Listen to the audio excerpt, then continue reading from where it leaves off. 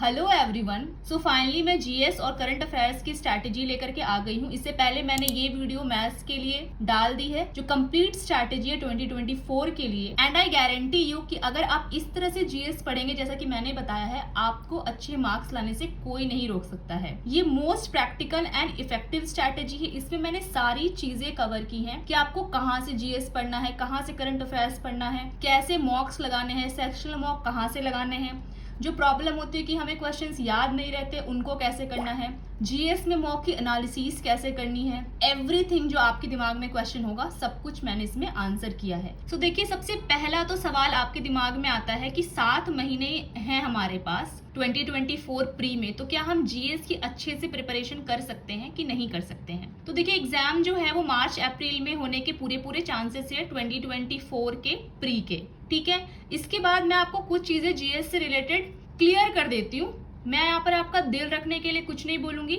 वही बोलूंगी जो सच है और मेरे एक्सपीरियंस पर बेस्ड है। ठीक है, तो जीएस में अच्छा करना ये कभी श्योर नहीं है। अगर आप सोचोगे कि जैसे मैथ्स में फुल मार्क्स आ जाते हैं, इंग्लिश में आ जाते हैं, वैसे जीएस में आ जाए तो ये बहुत मुश्किल है। इतना आपको करना भी नहीं होता और इतने की जरूरत भी नहीं है, सच बताऊं तो आपको करना क्या है जीएस में कि एटलीस्ट आपको इतना करना है कि जो बेसिक होते हैं, जो सबको आता है ना, वो चीजें आपकी गलत नहीं होनी चाहिए। मतलब अगर किसी ऐसा कोई क्वेश्चन पूछ लिया कि बताइए बाबरनामा किसने लिखा, और ये भी आपको अगर नहीं पता है तो आप बहुत लैग कर जाओगे, बहुत लोगों से पीछे हो जाओगे, क्योंकि सारे लोगों को वो चीजें पता होंगी। तो ऐसी चीजें जो सबको पता है, ये चीजें तो आपको याद करनी ही करनी है। ठीक है, कुछ लोगों को रहता है हम कितने मार्क्स का टारगेट करें जीएस में ताकि हम एक अच्छा स्कोर लेके आ पाए। तो उसके लिए देखिए, सेफ या गुड स्कोर जो जीएस में होगा, तो आप अगर 25 क्वेश्चन मेंस में 25 क्वेश्चंस में से 15 से 17 क्वेश्चन करते हो तो समझ लो कि आप एक अच्छा अटेम्प्ट ले रहे हो। इसके बाद देखिए, जो बिल्कुल ही बिगिनर है, जिनको नहीं पता कि एग्जाम पैटर्न क्या है, तो आप स्क्रीन पर देख सकते हो कंप्लीट एग्जाम पैटर्न ये होता है। और अगर आपको समझना है तो आप मेरी ये वीडियो जाकर के देख सकते हो, इसमें मैंने बहुत अच्छे से एग्जाम पैटर्न को क्लियर किया है। इसमें मैं आपको शॉर्ट में बता देती हूँ कि जो प्री होता है एसएससी सीजीएल का, वो क्वालिफाइंग होता है, जिसमें कि जीएस के 25 क्वेश्चंस होते हैं। हर एक क्वेश्चन 2 नंबर का होता है। नेगेटिव मार्किंग 1/4 की होती है, यानी कि -0.5 मार्क्स कट जाते हैं। टोटल मार्क्स 50 मार्क्स का होता है। तो अगर आप इसमें प्री में 12 से 15 क्वेश्चन सॉल्व करते हो तो समझ लो कि आप एक गुड अटेम्प्ट दे रहे हो और आपके क्वालिफाई होने के पूरे चांसेस हैं। मेंस में पहले जीएस नहीं हुआ करता था, अब है। तो 25 क्वेश्चंस मेंस में भी जीएस के पूछे जाते हैं। हर एक क्वेश्चन 3 नंबर का होता है और 1 नंबर हर एक रॉन्ग क्वेश्चन पे आपके कटते हैं, यानी कि टोटल कितने मार्क्स का हो गया, 75 मार्क्स का हो गया। अब देखिए, कुछ लोगों का क्वेश्चन होता है कि हमें कितना टाइम दिन भर में देना चाहिए। तो भले ही मेंस में ऐड हो गया है, लेकिन इसका मतलब ये नहीं कि आप इसको 4 घंटे देने लग जाओ। है तो अभी भी इसका वेटेज कम ही, 25 क्वेश्चंस आते हैं 75 नंबर के, और आउटपुट उतना नहीं है जितना आप पढ़ोगे। जीएस में एक ड्रॉबैक क्या है ना, कि आप अगर बहुत ज्यादा एफर्ट भी दे रहे हो तभी भी आप श्योर नहीं हो सकते कि ये कितना आउटपुट देगा, क्या यही क्वेश्चन आएगा या नहीं आएगा। लेकिन मैथ्स और इंग्लिश में ये होता है, आप जिस चैप्टर से अगर प्रीवियस ईयर क्वेश्चन सॉल्व कर रहे हो तो 90% चांसेस है कि वैसे ही क्वेश्चन रिपीट होंगे, बट इसमें ऐसा नहीं होता है। ठीक है, लेकिन हाँ, कुछ इंपॉर्टेंट टॉपिक्स होते हैं, कुछ इंपॉर्टेंट चीजें होती हैं जिनका वेटेज अच्छा होता है, उनको आपको जरूर करना है। तो वो मैं आपको आगे वीडियो में बताऊंगी। तो इसीलिए आपको कितना टाइम देना है, तो 1 से 1.5 घंटे आप डेली जीएस को दोगे। ठीक है, इससे ज्यादा मत दो। और ये 2 घंटे सीए यानी कि करंट अफेयर्स को छोड़ करके है। करंट अफेयर्स के लिए मैं आगे आपको बताऊंगी क्या और कैसे करना है। ठीक है, अब थर्ड क्वेश्चन देखिए, कुछ लोगों का ये क्वेश्चन रहता है कि जो स्टैटिक पोर्शन होता है, यानी कि रटने वाली जो चीजें हैं, वो हम कहाँ से करें और कैसे करें। तो इसके लिए मैं कुछ आपको ट्रिक्स बता देती हूँ और बाद में वीडियो में ये भी बताऊंगी कि इनको याद कैसे और कहाँ से करना है। तो देखिए, आपको जो लूसेंट है वहां से ये स्टैटिक पोर्शन बेस्ट वे में मिल जाएगा, क्योंकि वहां पर क्या होता है कि बॉक्सेस बना करके जो इंपॉर्टेंट स्टैटिक पोर्शन है वो दे दिया रहता है। तो उसमें क्या करना है ना कि पिंक बॉक्सेस जो होते हैं इस तरह के, उसमें जो इंपॉर्टेंट टॉपिक्स का दिया हुआ रहता है उनको आपको याद करना है। Don't read complete book Lucent की नहीं पढ़ने बैठ जाना कि आप एक एक लाइन पढ़ रहे हो, पूरी थ्योरी याद कर रहे हो। ये जो है ना आपका बहुत ज्यादा टाइम वेस्ट कर देगा। तो आप इस चीज को कैसे पढ़ोगे पिंक बॉक्सेस वाले? तो सबसे पहले ना आपको तो ये करना है कि जो ज्यादा इंपॉर्टेंट टॉपिक्स हैं, बहुत सारे बॉक्सेस लूसेंट में दिए गए हैं, तो आप सब तो बैठ के याद कर नहीं सकते। जो बहुत मोस्ट इंपॉर्टेंट है, जिस पर रिपीटेडली क्वेश्चन पूछे जाते हैं, हर साल क्वेश्चन पूछे जाते हैं, तो उन बॉक्सेस पे आप टिक लगा लो कि हाँ ये बस मुझे पढ़ने हैं। तो मुश्किल से पूरे लूसेंट में आपको 20 से 25 बॉक्सेस ही ऐसे मिलेंगे जो बहुत ज्यादा इंपॉर्टेंट है और आपको याद करने हैं। कुछ लोग यही गलती करते हैं, उनको लगता है कि पूरा ही पढ़ लें, ये भी कर ले वो भी कर ले, लेकिन ये ना सिलेक्शन हार्ड वर्क से ज्यादा स्मार्ट वर्क से होता है। आपको स्मार्टली काम करना पड़ेगा क्योंकि ये 7 महीने हैं आपके पास, इसको आपको सबसे इफेक्टिव वे में यूटिलाइज करना है। और ये यूपीएससी नहीं है कि आपको हर चीज आनी चाहिए, ठीक है। इसके बाद डेली 15 से 20 मिनट आपको रिवाइज करना है। अब देखिए कुछ लोगों का रहता है क्या कि हम पढ़ तो लेते हैं, जैसे जो बॉक्सेस में दिए गए हैं, मान लो कि हेडक्वार्टर्स के क्वेश्चन है कि हाँ इसका हेडक्वार्टर कहाँ है, इसका पूरा बॉक्स में दिया हुआ होगा। अब पढ़ लेंगे, सोचेंगे कि एक बार में ही पूरा याद हो जाएगा, नहीं होता यार। आप आज पढ़ो फिर कल उसको रिवाइज करो, आज पढ़ो फिर कल रिवाइज करो, और आज जब पढ़ना शुरू करो तो पहले दिन का और उससे पहले दिन का भी करो। तो जब बार बार करोगे ना तो वो चीजें दिमाग में बैठने लगेंगी। अब देखिए कुछ लोगों का ये भी क्वेश्चन होता है कि यार हमने इतना पढ़ा, सारे बॉक्सेस याद कर लिए, ये कर लिया वो कर लिया, अभी भी एग्जाम में या मॉक में कोई न्यू क्वेश्चन आ गया। तो देखिए ये आपके हाथ में नहीं है, ऐसे क्वेश्चंस को आप स्किप कर दिया करो, इसका कोई सोल्यूशन नहीं है। वो कहीं से भी क्वेश्चन पूछ सकते हैं एग्जाम में, तो इसका मतलब ये थोड़ा है कि आप पूरी दुनिया का जीके लेकर के बैठ जाओगे, नहीं। टॉपर्स भी उन क्वेश्चंस को स्किप कर देते हैं। ये मत सोचिएगा कि टॉपर्स एकदम 25 में 25 क्वेश्चन करके आते हैं, ऐसा नहीं है। जीके में सबका ही हाल खराब होता है। अब देखिए अभी तक तो मैंने बताया कि आपको स्टैटिक पोर्शन जो रटने वाली चीजें हैं वो कैसे करनी है। अब जो हिस्ट्री, ज्योग्राफी, साइंस एक्सेट्रा जो अलग अलग सब्जेक्ट्स होते हैं, इनको कैसे करना है वो मैं आपको बताती हूँ। देखिए फर्स्ट एंड फॉरमोस्ट तो ये कि हिस्ट्री का मतलब ये नहीं कि आपको पूरी एंशिएंट हिस्ट्री भी करनी है, मेडिवल भी करनी है, वर्ल्ड हिस्ट्री भी कुछ लोग करने लग जाते हैं। नहीं भाई, स्मार्टली जीएस को अप्रोच करो। तो सबसे पहले आपको जो करना है कि देखना है कि know most important topics in each subject from previous year papers. तो आपको ये जानना है कि भाई जैसे हिस्ट्री है तो इसका सबसे इंपॉर्टेंट टॉपिक कौन सा है। तो मिडिवल और जो मॉडर्न हिस्ट्री, उसमें से भी जो मॉडर्न हिस्ट्री है वो बहुत ज्यादा इंपॉर्टेंट होता है, उसमें भी कुछ टॉपिक्स जो बहुत ज्यादा इंपॉर्टेंट है। तो ये आपको पता होने चाहिए। इसके लिए मैं कंप्लीटली एक अलग वीडियो बनाऊंगी कि हाँ जीएस में कौन कौन से इंपॉर्टेंट चैप्टर्स हैं और उनमें भी कौन कौन से इंपॉर्टेंट टॉपिक हैं।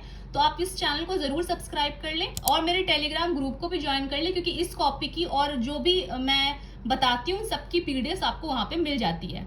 देखिए अभी के लिए मैं आपको बता देती हूँ कि आप कैसे डिसाइड करोगे कि किस चैप्टर का कितना वेटेज है। तो किरण की जो बुक है यहाँ पर इन्होंने वेटेज दे रखा है कि चैप्टर 1 का 10% वेटेज है, चैप्टर 2 का 1% है। तो आपको क्या करना है कि जो चैप्टर में ज्यादा परसेंटेज है पहले उनको करना है। मतलब जब आप उस चैप्टर को प्रोजेक्ट कंप्लीट कर लोगे तब। बुक को कैसे करना वो मैं बताऊंगी, बट वेटेज आप यहाँ से देख सकते हो। इसमें भी जैसे चैप्टर 1 में भी कौन से टॉपिक का ज्यादा वेटेज है। जैसे चैप्टर 1 में भी जो टाइप 1 के क्वेश्चन है उसका 22% वेटेज है, टाइप 2 के 17%। किरण की सबसे अच्छी बात यह है कि टाइप वाइज क्वेश्चंस देते हैं, जिससे कि इजीली हम चीजों को याद कर सकते हैं, रिवाइज कर सकते हैं और समझ सकते हैं। अब देखिए कुछ लोगों का रहता है कि भाई हम कैसे करके चैप्टर्स को या सब्जेक्ट को खत्म करें। जैसे हिस्ट्री है तो हम हिस्ट्री को कैसे करें, ज्योग्राफी है तो हम उसको कैसे करें। तो मैं बेस्ट इफेक्टिव वे इसमें मैं बताने वाली हूँ। ये मैंने अपनी स्ट्रैटेजी की इस वीडियो में भी बताया था और लोगों को बहुत अच्छा लगा था, उन्होंने उसको फॉलो भी किया था। तो ध्यान से सुनिए, करना क्या है आपको हर चैप्टर इस सीरीज में जाना है। मतलब पहले वीडियोस देखने, देन उनके नोट्स बनाने हैं जो भी आपने वीडियो में देखा है, नोट्स को रिवाइज करना है उसी वक्त। मतलब जब आप नोट्स बना लोगे उसी दिन आपको उस नोट्स को रिवाइज करना, ताकि ये आपके दिमाग में बैठ जाए। उसके बाद जब तक आप करोगे चैप्टर को तब तक नोट्स रिवाइज करते रहना है। तो उससे आपका 4-5 बार हो जाएगा रिवाइज। उसके बाद बुक करना है, कौन से कहाँ से वो सब मैं बताऊंगी आपको। एंड देन सेक्शनल मॉक देना है जो भी चैप्टर आपने किया है। अब हम इस चीज को एग्जाम्पल से समझते हैं। देखिए जैसे कि मान लीजिए मुझे एक ज्योग्राफी का चैप्टर कंप्लीट करना है, तो कुछ लोग क्या करते हैं ना, अब सॉइल उठाएंगे उसकी 2 घंटे की वीडियो देख लेंगे, या फिर फसल उठाएंगे उसकी 2 घंटे की वीडियो देख लेंगे। आपको पता भी नहीं कि इससे आपका कितना टाइम वेस्ट होता है। उतना आउटपुट नहीं है जितना आप उसका इनपुट दे रहे हो। तो देखिए आपको करना क्या है, जैसे मान लीजिए ज्योग्राफी की अगर आपको करना है तो आप ऐसी वीडियोस देखा करो जिसमें कि पूरा निचोड़ बताते हैं, जैसे कि ज्योग्राफी का पूरा निचोड़। और ऐसी वीडियोस के लिए जीवी विटमूवर एक यूट्यूब चैनल है, इन्होंने हर सब्जेक्ट का ऐसे ही करके दिया हुआ है, तो उसके चैनल का लिंक भी मैं आपको डिस्क्रिप्शन में दे दूंगी, आप वहां से जाके देख सकते हो। तो जब ऐसी वीडियोस करोगे ना तो उसमें सारे previous year questions, concept, chronology के साथ पूरा जितनी इंपॉर्टेंट टॉपिक्स हैं वो सारी चीजें कवर रहती है, उसमें आलतू फालतू की चीजें वो नहीं बताते हैं। तो इससे क्या होगा कि सिर्फ इंपॉर्टेंट चीजें ही आप पढ़ोगे जो एग्जाम में आने के पूरे पूरे चांसेस होंगे। तो मान लीजिए अगर ऐसी वीडियो की ज्योग्राफी की 8 घंटे की वीडियो जिसमें कि ज्योग्राफी उन्होंने पूरा कवर कराया है, तो अगर आप ज्योग्राफी कर रहे हो 8 घंटे की वीडियो है तो आपको 30 से 40 मिनट डेली वीडियो देखने में ही लगाना है। एंड उसके बाद जो भी उस वीडियो में बता रहे हैं उसकी नोट बनानी है साइमल्टेनियसली, मतलब वीडियो देखते देखते। ये नहीं कि वीडियो देख लिया उसके बाद नोट्स बनाया। नोट्स कैसे बनाने हैं जीएस में, इसके लिए भी मैं एक अलग वीडियो बनाऊंगी, क्योंकि मैं अच्छे से बताऊंगी कि कैसे बनाने हैं। फुल सेंटेंसेस लिख करके और वापस से एक किताब बना करके ऐसे नोट्स नहीं बनाना होता, तो शॉर्टेस्ट वे में बेस्ट नोट बनाना होता है। तो कैसा नोट्स होना चाहिए आपका, रिवीजन फ्रेंडली होना चाहिए। मतलब ये नहीं कि मुझे वापस पढ़ने का मन ही ना करे, इतना कुछ लिख दिया कि पढ़ने का मन ही ना करे, ऐसा नहीं करना है। यूज डायग्राम व्हेनेवर नीडेड, जहां पे आपको लग रहा है कि इक्वल टू या एरो या कुछ डायग्राम बना करके काम चल जाएगा तो आप वही यूज करो, ताकि आपके दिमाग में एक चार्ट बन जाए कि हाँ भाई ये चीजें हैं। इसके बाद क्या करना है, उन नोट्स को आपको रिवाइज करना है डेली बेसिस पर जब तक कि चैप्टर एंड नहीं हो जाता। जैसे कि मान लीजिए अगर 8 घंटे की वीडियो है ज्योग्राफी की और आप 30 से 40 मिनट डेली देख रहे हो तो आपको 10 दिन लगेंगे लगभग करने में, ठीक है। तो आपको करना क्या है, जैसे मान लीजिए आपने आज एक वीडियो देखी, इसके नोट्स बनाए, तो कल जब आप वीडियो शुरू करोगे देखना तो इसके नोट्स पहले वाले दिन के रिवाइज करने हैं। फिर जब नेक्स्ट डे जाओगे तो दोनों ही दिन पिछले के नोट्स रिवाइज करने हैं। तो जब तक आप पूरा चैप्टर कंप्लीट करोगे, मतलब 10 दिन में आपका 10 बार नोट्स रिवाइज हो जाएगा। तो चैप्टर कंप्लीट करते करते ही आपका नोट्स बिल्कुल दिमाग में बैठ जाएगा। तो ये बहुत ज्यादा इफेक्टिव रिवीजन का भी तरीका है। उसके बाद देखिए जब आपका चैप्टर कंप्लीट हो गया, वीडियो देख करके नोट्स बन गए हैं, नोट्स रिवाइज हो गए हैं, अब आपको जाना है बुक के ऊपर। तो बुक के लिए मैंने किरण की बुक को पढ़ा था जीएस में। इसकी सबसे खास बात यह है कि टॉपिक वाइज दिया होता है तो बहुत इजी होता है इसको करना। अब मैं आपको बताती हूँ कि मैंने बुक को कैसे कंप्लीट किया था जीएस में। जैसे कि किरण की बुक है तो सबसे पहले तो मैंने बता दिया कि पूरी बुक नहीं करनी है, जो इंपॉर्टेंट टॉपिक्स है सिर्फ उनको करना है। तो जैसे हिस्ट्री में एंशिएंट जो हिस्ट्री है वो कम इंपॉर्टेंट है, मेडिवल एंड मॉडर्न हिस्ट्री ज्यादा इंपॉर्टेंट है। तो मान लीजिए मैं किसी भी चैप्टर को इसमें से कर रही हूँ तो मैं सबसे पहले तो क्या करती थी, मैं इस तरह से बुक मार्क टाइप लगा लेती थी जो चैप्टर पढ़ रही हूँ उसका। मैथ्स में भी मैंने सेम बताया था, और सॉल्यूशन का, क्योंकि बार बार आपको सॉल्यूशन पीछे करके ना देखना पड़े, जिससे आपका टाइम बचता है, उससे भी बहुत टाइम वेस्ट होता है आपका, ठीक है। तो मैं आपको सीधे खोलती हूँ मिडिवल हिस्ट्री, जैसे कि मान लीजिए है। अब इसमें देखिए कितने अच्छे से दिया हुआ है एक एक क्वेश्चन, ठीक है। तो जब आपने वीडियो पढ़ा होगा, नोट्स बनाए होंगे, नोट्स रिवाइज किया होगा, तो इन क्वेश्चंस को करने में आपको टाइम नहीं लगेगा। बुक करने में अब आपको बहुत कम टाइम लगेगा। तो मान लीजिए अगर मैंने पढ़ा है और सारे क्वेश्चंस आपसे सॉल्व होने लगे, बट स्टिल कुछ ना कुछ ऐसे क्वेश्चंस होंगे जो आपको नए मिलेंगे, तो उनको क्या करना है, आपको इस तरह से मार्क कर लेना है। अब देखिए यहाँ पे 2 मार्क क्यों है, क्योंकि जब मैंने पहली बार रिवाइज करा होगा तो मैंने पहला मार्क लगाया होगा। दूसरी बार रिवाइज करने पर भी मुझे अगर ये नहीं याद है या मुझे न्यू लग रहा है तब वापस से मैं मार्क करूंगी। जब तीसरी बार रिवाइज करूंगी फिर अगर मुझे नहीं याद है तो फिर मार्क करूंगी, यानी कि मुझे दूसरे बार तक में याद हो गया होगा, इसलिए मैंने मार्क नहीं किया है। तो जब आप एग्जाम के टाइम पर रिवाइज करोगे ना तो बहुत ज्यादा फायदा होगा कि ऐसे क्वेश्चंस को आप स्पेशली देखोगे जिससे कि आपको याद रहे। तो आप देख सकते हो मैंने यहाँ पे भी मार्क किया है, यहाँ पे भी किया है, यहाँ पे भी किया है। तो इस तरह से आप बहुत इफेक्टिवली यूज कर सकते हो। अब ये टाइप वाइज क्वेश्चन है, आप यहाँ से कंप्लीट चैप्टर कंप्लीट कर लोगे, ठीक है। ये टाइप के क्वेश्चंस, मतलब मिडिवल हिस्ट्री आपका वहां से कंप्लीट हो जाएगा। तो सिमिलरली जैसे कि आपने ज्योग्राफी का चैप्टर कंप्लीट कर लिया तो ज्योग्राफी का आकर के यहाँ से कर लीजिए। इस बुक का लिंक मैं डिस्क्रिप्शन में भी देख लूंगी, आप जा करके देख लेना इसके रिव्यूज कैसे हैं और किस तरह की चीजें हैं। तो अगर आपको अच्छी लगे तो ये बुक आप परचेज करके यहाँ से पढ़ सकते हो। अब हम आते हैं सेक्शनल मॉक पे। क्या आपने वीडियो देख लिया, नोट्स बना लिया, नोट्स रिवाइज कर लिया, बुक भी कर लिया, बुक से टाइप वाइज क्वेश्चंस जो भी सब्जेक्ट आपने कंप्लीट किया हो उसका, तो अब आपको क्या करना है उस सब्जेक्ट का, जैसे अभी हम हिस्ट्री का एग्जाम्पल ले रहे थे, तो उस सब्जेक्ट का आपको सेक्शनल मॉक देना है। कहाँ से देना है?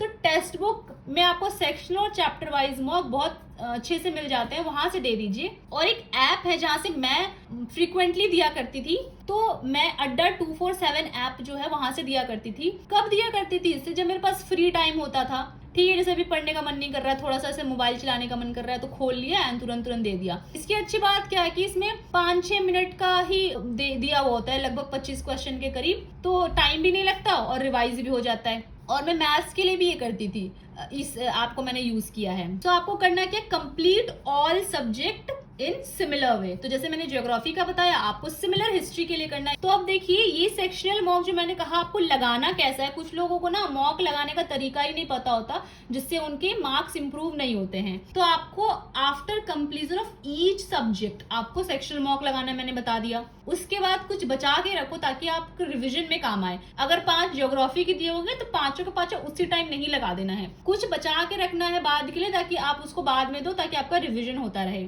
उसके बाद आप जीएस के सेक्शन मॉक कब लगा सकते हो? एक तो जब पूरा चैप्टर कंप्लीट हो जाए तब लगा सकते हो। बाकी आप लीजर टाइम पे, जैसे आपका मन नहीं कर रहा है पढ़ने का, या कुछ बस लंच किया है, सोने जा रहे हो, या ट्रेवल कर रहे हो, ऑटो में हो, मेट्रो में हो, बस में हो, ट्रेन में हो, कहीं पे भी हो, तो आप क्या कर सकते हो, उसको निकाल कर दे सकते हो। ये बहुत अच्छा तरीका भी है जीएस में रिवीजन करने का। और देखिए किसी का क्वेश्चन होता है कि हम फुल मॉक कब दे, तो full mock after completion of 40 to 50% syllabus. ये मैंने बहुत ही बारी बताया है कि स्टार्टिंग से फुल मॉक मत दीजिएगा, क्योंकि आपके मार्क्स आएंगे नहीं, आप डीमोटिवेट हो जाओगे, आपको लगेगा यार मुझसे नहीं होगा। एटलीस्ट 40-50% जब कंप्लीट हो जाएगा तो आप में कॉन्फिडेंस आएगा, जब आपके मार्क्स आने लग जाएंगे तो, ठीक है। देन मैंने ये तो बता ही दिया कि अड्डा 247 ऐप यूज करो, जिससे आपका रिवीजन होगा सेक्शनल मॉक का। अब मैं बहुत इंपॉर्टेंट बात बताने वाली हूँ जो आपके मार्क्स इंप्रूव कर देंगे। होता है क्या कि हम बहुत कुछ पढ़ लेते हैं, याद कर लेते हैं, लेकिन हमारे मार्क्स नहीं बढ़ते। वो होता है मॉक की एनालिसिस सही से नहीं करने पर, क्योंकि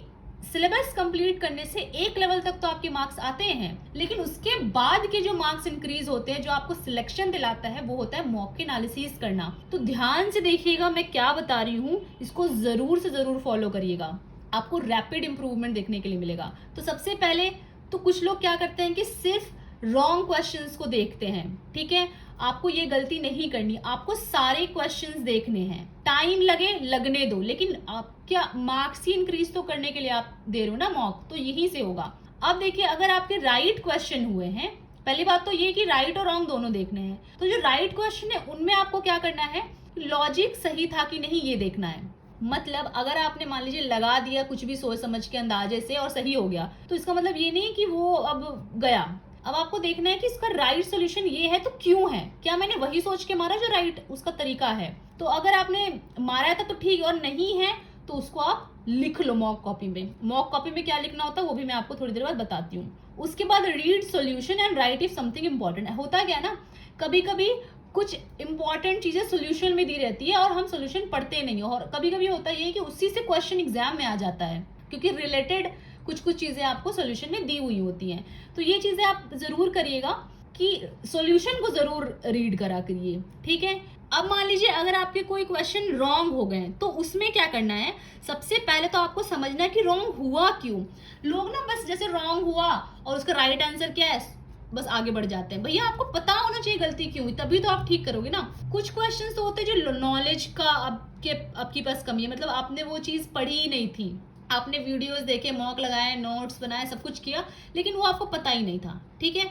या तो कोई न्यू क्वेश्चन था, मतलब आपको कोई आइडिया ही नहीं है। देन रिवीजन का लैक था, मतलब आपने पढ़ा तो है, आपको मालूम है कि यार इसका आंसर इसमें से कुछ एक हो सकता है, पढ़ा है लेकिन नहीं पता आपको। या तो सिली मिस्टेक हो सकता है कि आप बेहोशी में मॉक दे रहे थे और आपने गलती कर दी, जैसे नॉट अगर लिखा हुआ तो नॉट नहीं देखा, उसकी वजह से गलती कर दी, ठीक है। मतलब सिली मिस्टेक आपको पता था और देख के लगा रे यार बस, तो ये सबसे ज्यादा दुख देता है। तो इस टाइप के जो क्वेश्चंस है ना, आप लिख लिया करो मॉक कॉपी में, ठीक है। और अकॉर्डिंगली आपको इम्प्रूव करना है। जैसे अगर नॉलेज की कमी थी और आपने अनफ तैयारी कर ली है तो भैया आपको कुछ करने की जरूरत नहीं है, जो पढ़ा है वो पढ़ा है, ठीक है।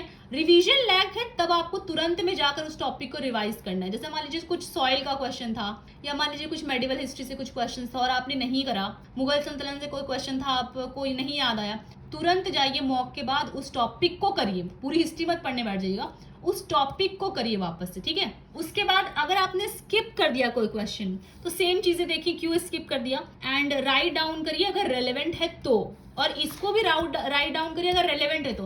अगर इररेलेवेंट है मतलब लग रहा है कि भाई ऐसा क्वेश्चन तो आ ही नहीं सकता, ठीक है, मतलब इतना ज्यादा टफ तो आएगा ही नहीं। अब ये कैसे आपको पता लगेगा, तो जैसे जैसे आप प्रैक्टिस करते जाओगे, प्रीवियस ईयर क्वेश्चंस करते जाओगे, तो आपको समझ में अपने आप आने लग जाता है ये सब। अब देखिए जो मैंने कहा कि आपको मॉक टेस्ट दे करके ये चीजें लिखनी है, तो जो वो मॉक का नोट्स बनेगा, एक तो आप प्रॉपर नोट्स वीडियो देख करके बनाते हो वो अलग है, ये है मॉक से आप जो नोट्स बनाते हो, ये भी बहुत इंपॉर्टेंट है। कुछ लोग नहीं बनाते हैं इसलिए उनके मार्क्स भी इंक्रीज नहीं होते, ये बहुत इंपॉर्टेंट और इसको रिवाइज करना भी बहुत इंपॉर्टेंट है। सो देखिए सबसे पहले तो इसमें रहना चाहिए रॉन्ग क्वेश्चन जो रेलेवेंट है, जो आपने रॉन्ग कर दिया उनको लिखना है, स्किप कर दिया लेकिन रेलेवेंट है, आ सकता है, उनको लिखना है। इंपॉर्टेंट थिंग फ्रॉम सोल्यूशन, मतलब आपने कोई क्वेश्चन राइट किया है, रॉन्ग किया, जो भी किया है, लेकिन उसको जब सोल्यूशन आपने पढ़ा तो लगा यार ये तो बहुत इंपॉर्टेंट टॉपिक लिखा, ये सेम क्वेश्चन आ सकता है, डायरेक्ट आ सकता है, तो उनको लिख लीजिए। क्वेश्चन ऑफ करंट अफेयर्स जो कवर नहीं किया हो, जैसे आप डेली वीडियोस देख रहे हैं, मैं बताऊंगी करंट अफेयर्स कैसे करना है, वो सब करने के बावजूद भी अगर आपको लग रहा है कोई न्यू क्वेश्चन है जो एग्जाम में आ सकता है, उनको लिख लीजिए। तो अब मैं आपको अपने मॉक का कॉपी दिखाती हूँ, जो मेरे ओरिजिनल मॉक का कॉपी है। अब देख लीजिए सारी क्वेश्चंस लिखे हैं, जो चीज़ें मतलब मुझे लग रही थी कि यार इंपॉर्टेंट है, आ सकता है एग्जाम में, एंड बिलीव मी इसमें से 3 क्वेश्चन सेम टू सेम आ गए थे, और इसको मैं रेगुलर बेसिस पर मतलब हफ्ते 2 हफ्ते में रिवाइज कर लिया करती थी। मैं आपको आगे वीडियो में बताऊंगी रिवाइज भी कैसे करना है, तो आप देख सकते हो मैंने इस तरह से सब कुछ किया था। और देख लीजिए तो ये मेरा मॉक का कॉपी है, जो मैं मॉक लगाती थी तो इस तरह से लिखती जाती थी।